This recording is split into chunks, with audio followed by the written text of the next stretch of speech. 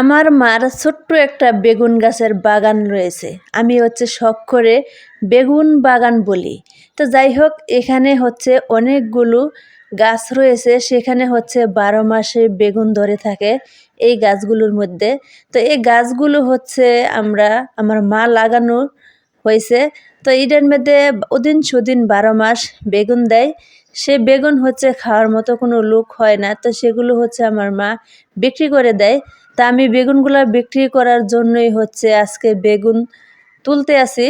বেগুন অনেকগুলো বেগুন বড় বড় হয়েছে, তো সেগুলো তুলে তারপরে বিক্রি করে দেব।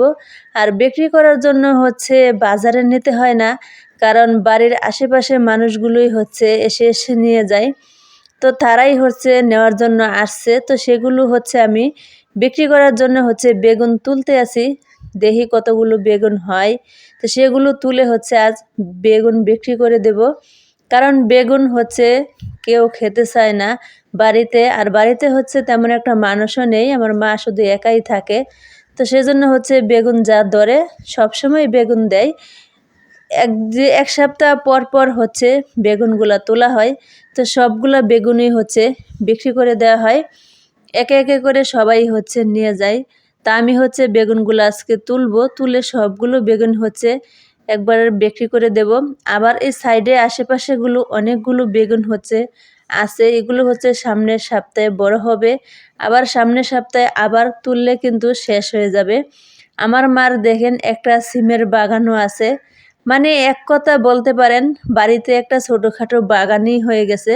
চতুর্দিকে সবজির গাছ আর ফলের গাছ, কতগুলো পেঁপে গাছ আছে তা তো ঠিক নেই।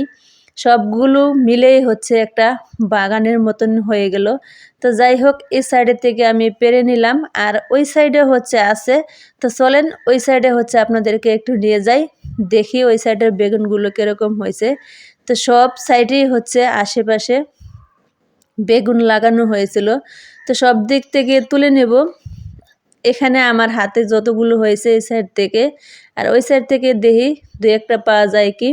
তো সব মিলেই বেগুন বিক্রি করার জন্য।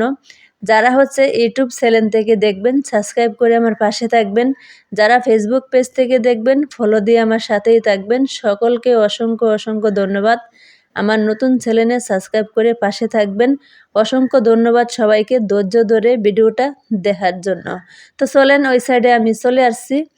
এই যে এই সাইডে বেগুন গাছ তেমন বেশি একটা হয়নি, তেমন বেশি একটা গাছ নেই। তারপরে এখানে বেগুন ধরছে হালকা পাতলা, তো এগুলো বড় হয়নি।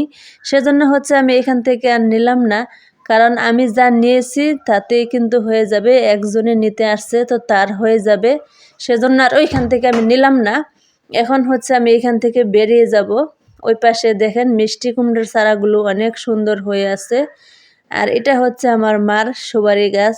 আসলে সুপারি গাছ যে লাগায় সে নাকি সুপারি খেয়ে যেতে পারে না। তো এই গাছটা বড় হচ্ছে আস্তে আস্তে। তো এইটা আমাদের পুরো